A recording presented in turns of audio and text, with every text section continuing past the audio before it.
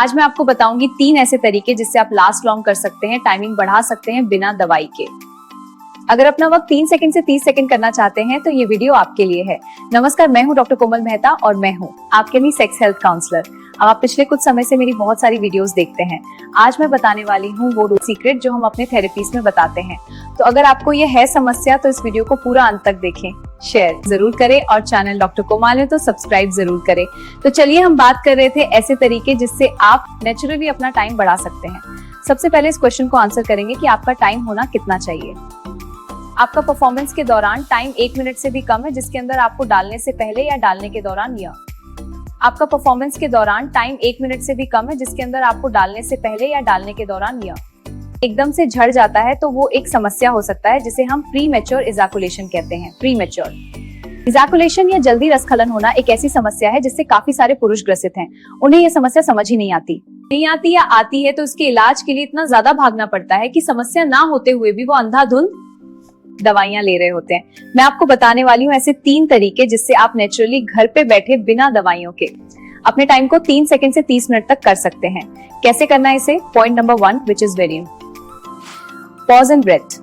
बहुत बार हम परफॉर्मेंस को लेकर इतना ज्यादा एशियस हो जाते हैं कि जल्दी करो, जल्दी फिनिश करो, या फिर रुकना नहीं चाहिए, पॉज नहीं लेना चाहिए, या फिर हमारी सांस थकने लगती है, हमारी एनर्जी कम होने लगती है और हम समय से पहले हमारी ब्लड वेसल हो जाती है लूज और जैसे ही तनाव गया आपका रसखलन स्टार्ट पर हुआ। इसलिए जब भी आप परफॉर्म कर देंगे, अगर आप अपनी लाइफ में किसी चीज का रस लेना चाहते हैं या प्लेजर लेना चाहते हैं तो सांस ले और महसूस करें।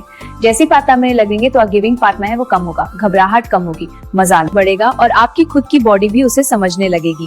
इसलिए अपने ब्रीथिंग पे ध्यान देना शुरू करें। अगर आप अपने सेंसेशन पर ध्यान देते रहेंगे कि मुझे तनाव आ रहा है, जा तो नहीं रहा, तो आपका सारा ध्यान अपने जनन अंगों पर जाएगा और अपने दिमाग पे आप कंट्रोल को छोड़ देंगे। इसलिए गहरे लंबी सांस लें और सिर्फ ये देखें कि मैं कैसे ब्रेथ कर रहा हूँ। बहुत सारे डॉक्टर्स आपको ये टेक्निक भी देंगे कि करते वक्त अपनी सांसों को गिनना शुरू करें क्योंकि आपका ध्यान गिनती पर केंद्रित हो जाता है की तरफ रहेगा तो एंजाइटी कम होगी और आप नेचुरली समय को बढ़ा पाएंगे।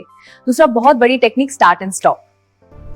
मुझे लगता है कि हम उस पल के बहुत करीब हैं, ये अभी बस निकलने ही वाला है, ये छूटने ही वाला है, बहुत तेजी से खून का प्रवाह बढ़ रहा है, रुक जाए। ऐसे समय पे आप स्टॉप करके बाहर निकाल के आप मल्टीपल फोरफोर एक्टिविटीज कर सकते हैं, किसिंग कर सकते हैं, पोजीशंस चेंज करने के बारे में सोच सकते हैं। एंड नर्स आपने ऐसे वीडियोस में भी देखा होगा, उससे पहले बहुत जोर से करते हैं एंड देन। अगर आप एक ही तरह की पोजीशन कर रहे हैं तो ये भी आप गलती कर रहे हैं। मल्टीपल पोजीशंस लीजिए ताकि आपका समय बढ़ पाए। अगर आप एक ही तरह की पोजीशन कर रहे हैं तो ये भी आप गलती कर रहे हैं। मल्टीपल पोजीशंस लीजिए ताकि आपका समय बढ़ पाए।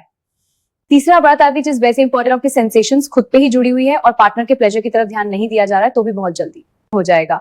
अगर आप स्टेज पर जाकर सिर्फ यही सोचने लगो कि मैं कैसे बोलूंगा, लोग मेरे बारे में क्या सोचेंगे, मेरी स्पीच ठीक है या नहीं, डेफिनेटली आपकी बुरी हालत होने वाली है और आप अच्छे से काम भी नहीं कर पाएंगे।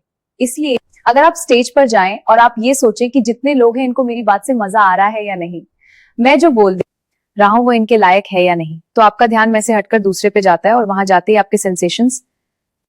ऐसे समय पे जरूरी है कि आप अपने सेंसेशंस पे ध्यान ना देते हुए अपने पार्टनर की फीलिंग्स को ऊपर रखें।